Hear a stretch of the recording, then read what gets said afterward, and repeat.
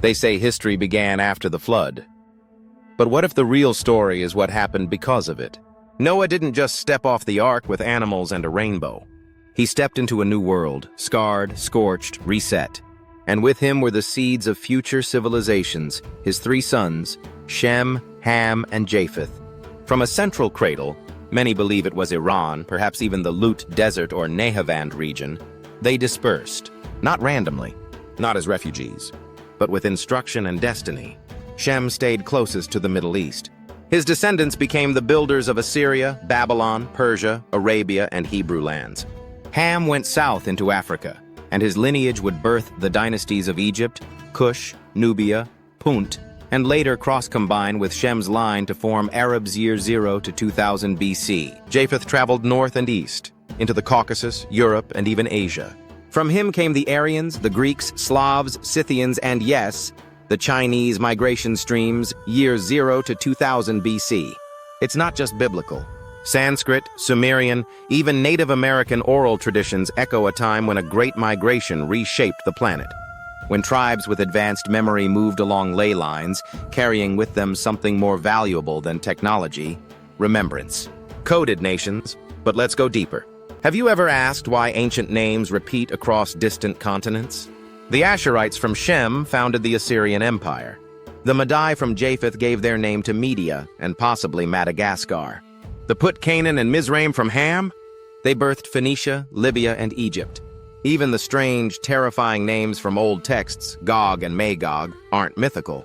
They're real tribes, born of Tubal, Meshech, and Gomer, sons of Japheth, who settled near the Black Sea, forming the roots of the Slavic and Rus people. Year 0 to 2000 BC. These weren't wanderers. They were architects. And they followed something lost to us now, the rhythm of the earth. Imagine this. Ancient migrations weren't chaotic.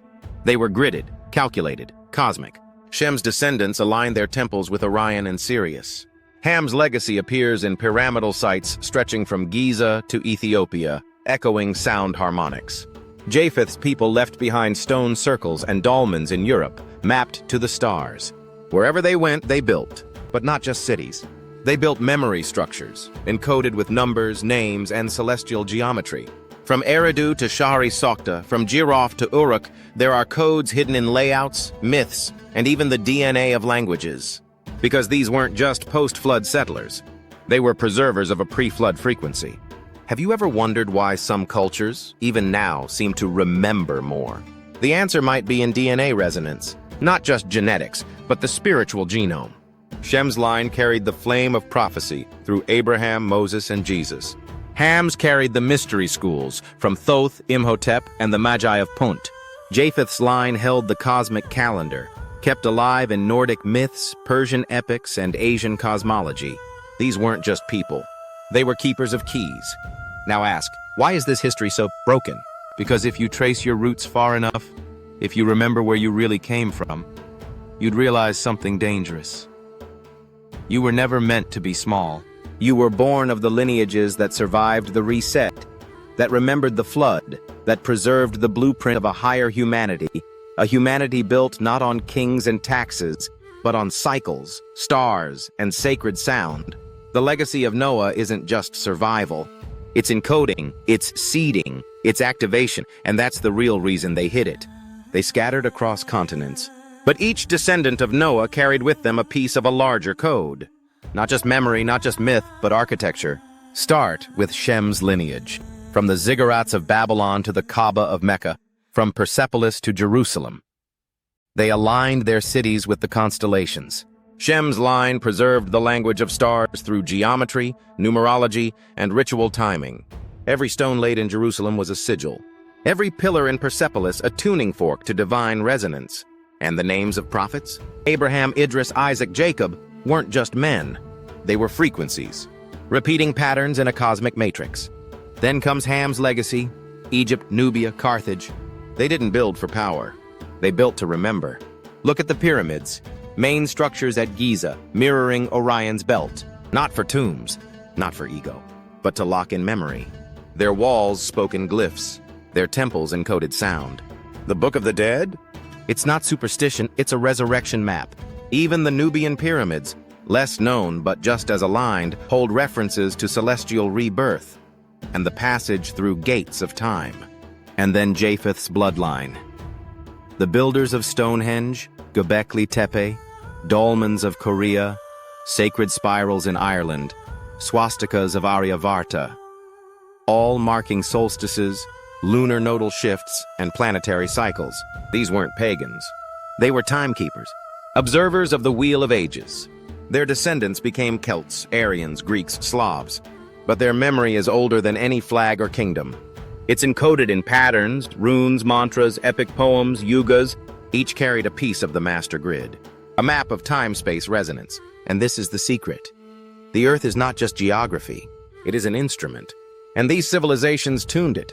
Each monument, each myth, a node. When aligned, they form a frequency lattice, a living blueprint of higher human potential. But this map had to be hidden, because rulers that came later, they didn't want humans remembering their true scale. So they buried scrolls, burned libraries, distorted lineages, and turned sacred geometry into superstition. But remnants remain in Persia's fire temples, in China's dragon lines, in African Dogon star lore, in the Vedic Agni rituals, in the Hebrew Kabbalistic tree. And if you learn to see the patterns again, you begin to remember, literally reassemble, the forgotten body of sacred knowledge, the lost mind of the world. Because these weren't just cultures, they were custodians of the map, of the codes, of your origin. And they built not to be remembered, but to awaken those who would someday ask, where did I really come from? And now you're asking, which means the map is working, because it was always meant to be activated in you. The sons of Noah weren't just fathers to nations, they were keepers of timelines, guardians of memory. But from the moment their bloodlines scattered, a silent war began. Not a war of swords, but of stories. Every empire that rose in the post-flood world knew whoever controls the narrative controls the future. And so began the hijacking of memory. Shem's lineage, carriers of the prophetic code, became the root of the Hebrew prophets, the Persian magi, and the Arabian messengers. But even this pure stream was fractured. Babylon captured the tablets. Persia preserved the fire. Rome corrupted the word. Meanwhile, Ham's descendants, spread across Egypt, Africa, and parts of India, built temples aligned to the stars, encoded with cosmological math. Yet their story was rewritten. Egypt became a tale of pharaohs and pyramids, not of priesthoods protecting sacred frequency. And Japheth's sons, migrating across Europe and Asia, formed the foundations of Indo-European power, the stewards of metal, trade, and logic. But their ancient languages were scraped clean, their mythologies converted, their runes silenced. Each lineage held a piece of the blueprint. Each encoded their version of the original covenant. But empires feared that unity. They couldn't allow the pieces to reunite. So they divided the languages, confused the gods, destroyed the temples, burned the scrolls. Rome erased Druidic knowledge. The Abbasids translated, then censored. The church canonized and discarded. The wars of lineage were not won on battlefields. They were won in libraries. And today, most don't even know their true origins. They think Noah's sons are just mythology. But in secret brotherhoods, in Freemasonic lodges, in mystical orders, the legacy survives. Shem's descendants whisper the names. Ham's line guards the sacred geometry.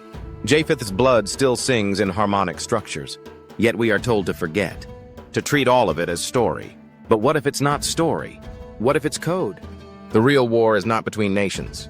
It's between amnesia and remembrance. And we're living in the aftermath of a memory genocide. Now the pieces are reawakening.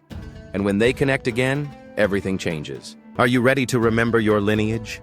They told you Noah's descendants were just names in a genealogy. But what if they were the architects of the world you live in? What if Shem, Ham, and Japheth didn't just repopulate the earth, but coded a divine blueprint into bloodlines, architecture, and myth? In Part 1, we uncovered how their dispersion shaped the early nations. In Part 2, we revealed the hidden traces of these truths in temples and texts. In Part 3, we exposed how their legacy was hijacked by empire. Now, Part 4, something strange is happening today. Across languages, symbols, and even DNA, the forgotten pattern is resurfacing. Start with epigenetics. Modern science shows that memory is not just cultural, it's biological. Trauma, belief, even rituals can alter gene expression, which means What the children of Noah carried wasn't just tradition. It was activation, encoded in their practices, triggered by time. When certain sounds are spoken, when certain shapes are walked, when sacred geometries are rebuilt, something awakens. Take Hebrew, Arabic, Avestan, 3 sacred tongues born of the same root, each anchored in triliteral roots, each vibrating with specific sonic frequencies. Modern linguists dismiss this as coincidence, but mystics knew sound is memory. The name of God, spoken with breath in Arabic as Hu Waichjuve, unspeakable in Hebrew, yet always present. Ahura Mazda, resonant in Avestan, echoing divine mind. These weren't labels. They were keys to a lost architecture. Not just buildings, but consciousness. And now, builders are waking up. Sacred architecture is returning. Modern temples mimic solstice lines. Mosques echo star maps. Mandala grids align with planetary paths. These aren't New Age fads. They are fragments of a cosmic language, one that Shem passed to the Persians and Semites, Ham embedded in Kemet and Cush, and Japheth carried to the far corners of Europe and Asia. 3 currents, 3 codes, each holding part of a master equation. And today, through genetics and sound, we're seeing how the puzzle pieces fit. Why ancient structures mirror human DNA spirals? Why chants change cell vibration? Why mythologies across oceans carry the same archetypes? Because this was never just about survival. It was about remembrance. And the map isn't lost. It's buried. In your language, in your bones, and in the lines of the cities you walk every day. The blueprint is returning. Not to repeat the past, but to restore what came before it was fractured. This is not the end of history. It's the return of memory. They said the flood was an ending, but hidden within every myth, every carved stone, and every sacred text was a beginning, a seed of return. The prophecy of return is not a fairy tale. It is a recurring code buried within the myths of nearly every ancient culture. From the Zoroastrian savior Saoshyant to the Mahdi of Islam to the Second Coming in Christianity, every civilization has whispered of a time when the ancient truths would awaken once more. But what if these aren't separate stories? What if they're fragmented memories of the same original blueprint? A blueprint written not just in books, but in blood. In your cells. In your soul. Epigenetics now reveals something shocking.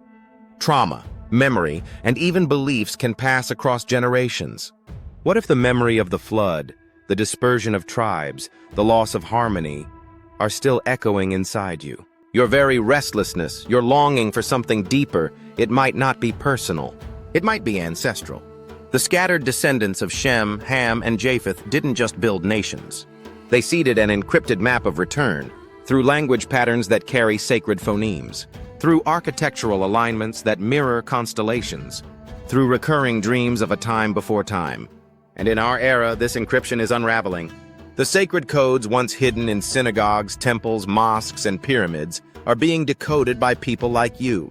Not priests, not politicians, but awakened individuals. You are not just a consumer of history. You are the continuation of it, a living scroll. And when you start remembering, through symbols, through feelings, through awakenings, you activate the prophecy itself. Because the prophecy isn't about one man returning.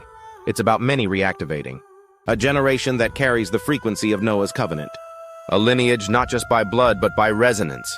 That's why the rulers of old tried so hard to fragment history, to divide time, to replace myth with textbook and spirit with data. Because if you ever remembered who you truly are, you wouldn't need their systems. You'd rebuild Eden, not as a place, but a pattern. Not with bricks, but with alignment. And maybe that's why you're here. Not by accident, not by curiosity, but by design.